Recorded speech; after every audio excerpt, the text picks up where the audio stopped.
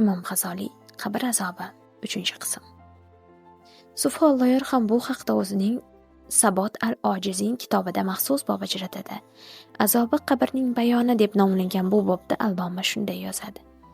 Azobi qabr kofirlarga do'rchin. Ko'rar go'rning azobin ba'zi mo'min. Bitik ko'p nusxai mashhur ichinda kelur ikki farishta go'r ichinda. So'rar, kimdir Xudo birla rasuling?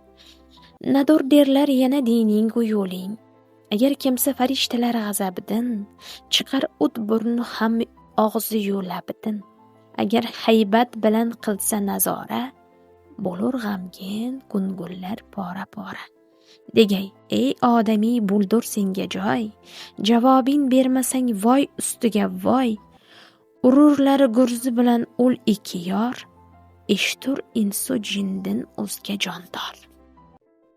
Alarning zarbiga top etmagay tog', nachuk toqat qilur bir musht biroq. To'lar do'zax sariydin qabr ichi dud, pushaymon anda hargiz qilmag'ay sud.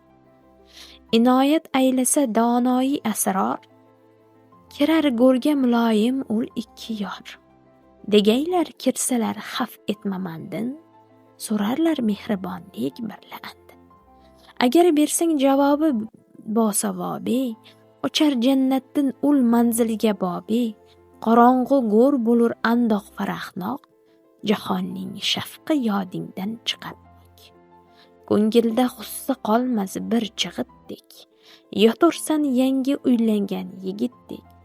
Kim undan so'ngragi ne'matlarini, Xudodan o'zga kim bilgay bahrini.